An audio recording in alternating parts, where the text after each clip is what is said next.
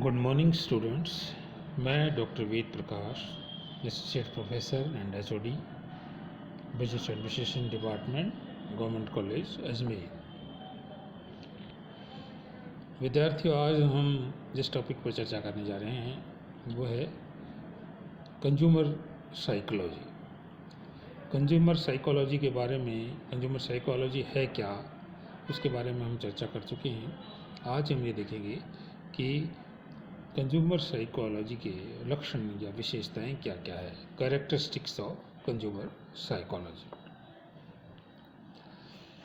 सबसे पहली बात, it is a young discipline. ज्ञान का एक नया क्षेत्र है उपभोक्ता मनोविज्ञान।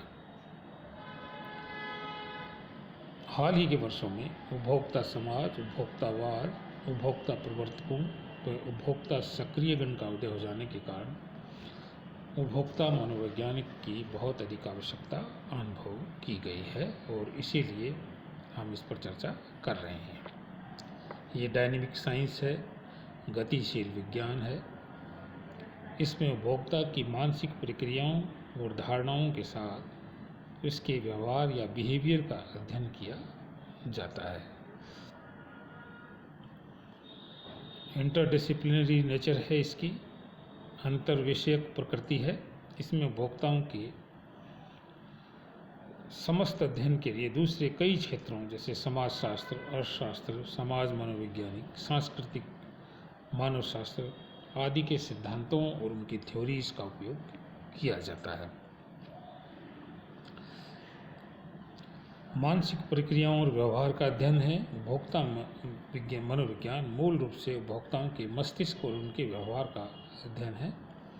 It is the study of consumer mind and behaviour. और इसमें ये देखा जाता है कि उपभोक्ता किस प्रकार व क्यों निर्णय लेते हैं और उनका क्रय व्यवहार, उनका बाइंग बिहेवियर किन तत्वों से प्रभावित होता है।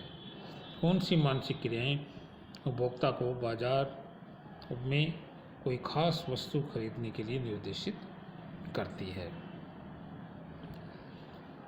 ये भी सही है, रिलेटेड टू ह्यूमन बिहेवियर है, मानव व्यवहार से संबंधित है। उपभोक्ता मनोविज्ञान जैसा कि इसके नाम से स्पष्ट है, मानव व्यवहार का ही एक हिस्सा है, ह्यूमन बिहेवियर का ही एक पार्ट है और यह उपभोक्ताओं के बाजार आचरण का अध्ययन का क्षेत्र है।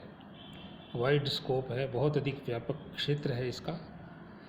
इसमें उपभोक्ताओं के मानसिक आचरण का अध्ययन न केवल विक्रेता भेंट के दौरान बल्कि उत्पादों की खोज, उत्पादों के उपयोग, उत्पादों के मूल्यांकन व बिक्री के बाद बनने वाली मानसिक अवस्था के दौरान भी किया जाता है। कंज्यूमर साइकोलॉजी में कंज्यूमर के समग्र व्यवहार, क्रय के पूर्व से लेकर क्रय के बाद तक के पोस्ट परचेज बिहेवियर को भी ध्यान में रखा जाता है। उपभोक्ता व्यवहार जो है वो कॉग्निटिव और इमोशनल दोनों प्रकार के व्यवहार से होता है। संज्ञानात्मक और भावात्मक दोनों तरह से होता है। ये एक मार्केटिंग कंसेप्ट है, विपणन विचार है और विपणन प्रचार का प्रमुख आधार है तथा सारा व्यवसाय दर्शन का सार तत्व है। क्योंकि इसका प्रमुख उद्देश्य क्या है?